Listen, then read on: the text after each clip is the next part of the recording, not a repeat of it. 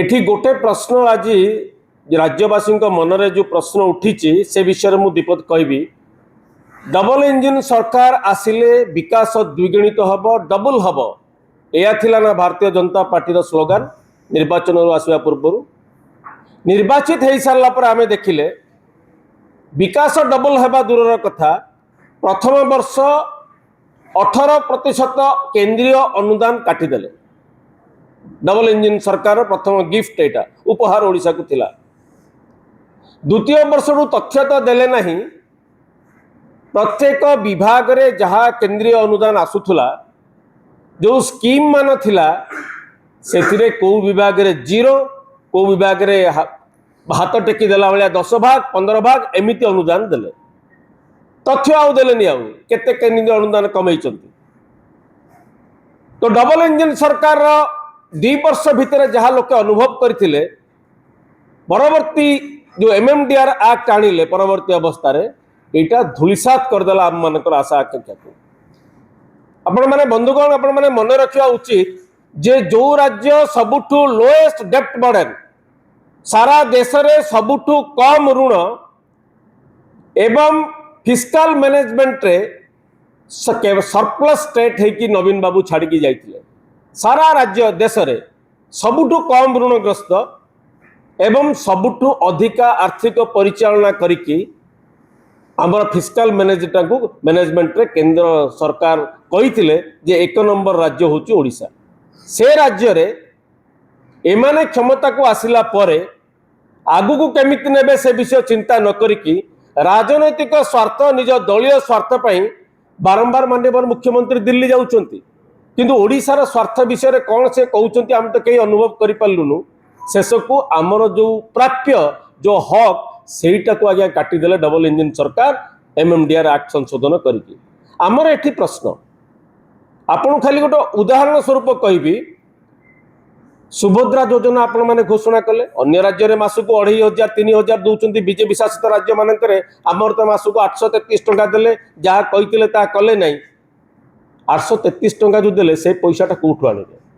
से अर्थ कोठु भरणा करिवे जदि 1 लाख कोटी टंकार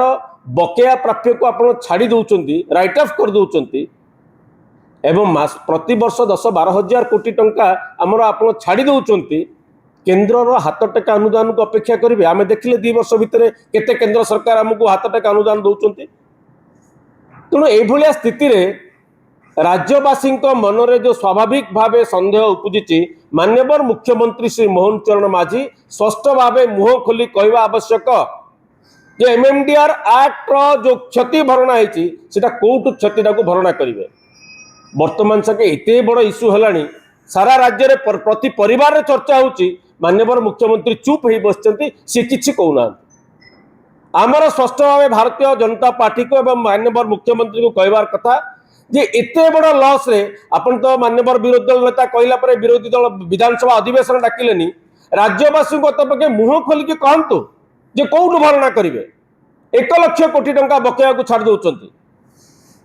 तेणु आमे भारतीय जनता पार्टी के माननीय मुख्यमंत्री को आह्वान करुचु राज्यवासी निकट में कहतु जे एते बड़ क्षति जो होती आज राज्यर से बाबद रे आपण मत कौन 1 लाख कोटी टंका आम छाड़देवाटा ग्रहणीय कि आपण नचेत खाली प्रचार करके 2 वर्ष भितर जमी राति पाइले आपण जो प्रचार कर